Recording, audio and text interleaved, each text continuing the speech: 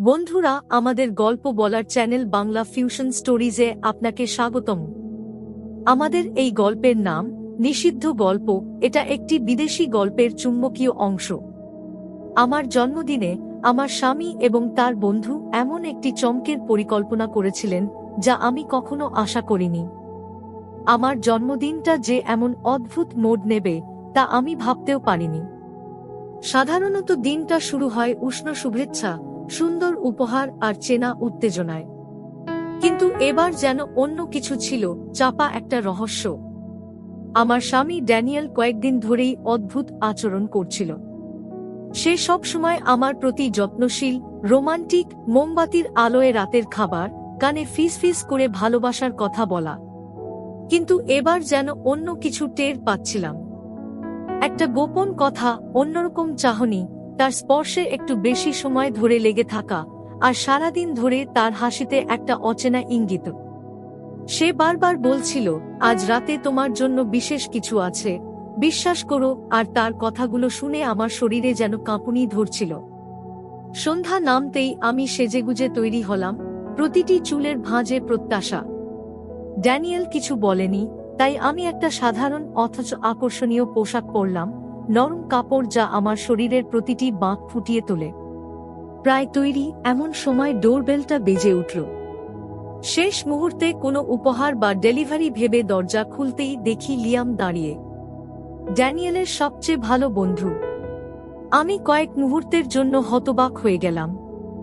Liam বহু বছর ধরে আমাদের জীবনে আছে, সহজ, আকর্ষণীয়, সব সময় উষ্ণ আর পরিচিত। কিন্তু আজ রাতে তার চোখে অন্য কিছু ছিল, যেন কিছু একটা জেনে শুনে। সে বলল, শুভ জন্মদিন। তার কণ্ঠস্বর মসৃণ, হাসিটা রহস্যময়।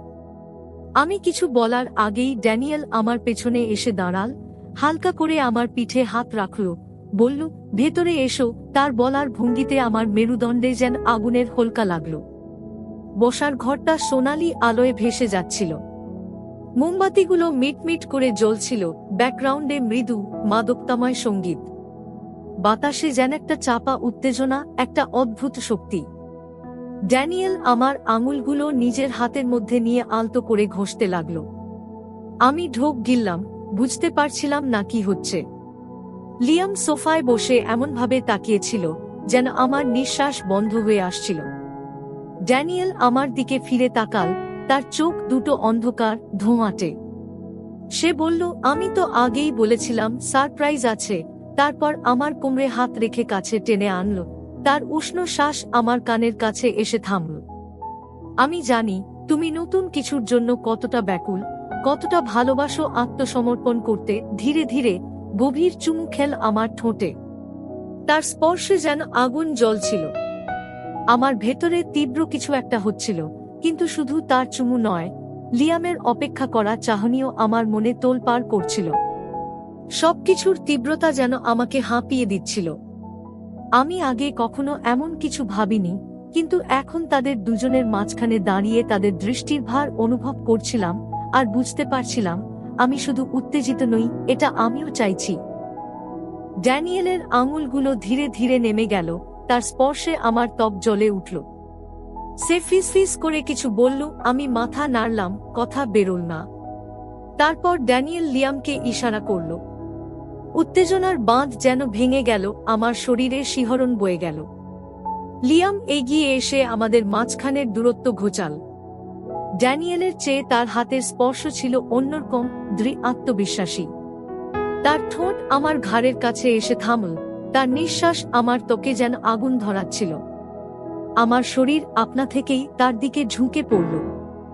ড্যানিয়েলের চোখে ছিল শান্ত আদেশ, নিজেকে ছেড়ে দাও। সে ফিস ফিস করে বলল, আর আমিও তাই করলাম। রাতটা যেন আগুনের শিখার মতো ধীরে ধীরে উদ্ভাসিত হল। আমাদের মধ্যে তাপের ঢেউ উঠছিল, প্রতিটি স্পর্শ, প্রতিটি চুমু, প্রতিটি ফিসফিসানি যেন নিষিদ্ধ অথচ মাদকতাময় কিছুর দিকে নিয়ে যাচ্ছিল। এটা শুধু আবেগ ছিল না, এটা ছিল আত্মসমর্পণ, বিশ্বাস, এমন কিছু আবিষ্কার করা যা আমি আগে কখনো কল্পনাও করিনি। ভোর যখন আকাশকে সোনালি আর লাল রঙে রাঙিয়ে তুলল, তখন আমি তাদের দুজনের মাঝে জড়িয়ে শুয়েছিলাম, আমার শরীর আনন্দের প্রতিধ্বনিতে গুনগুন করছিল। আমার মন সদ্য ঘটে যাওয়া ঘটনার ভারে আচ্ছন্ন ছিল। ড্যানিয়েল আমার বাহুতে আঙুল বোলাতে বোলাতে নরম অথচ দৃঢ় গলায় বলল, এটা তো সবে শুরু, আর আমি জানতাম আমি আরো চাই।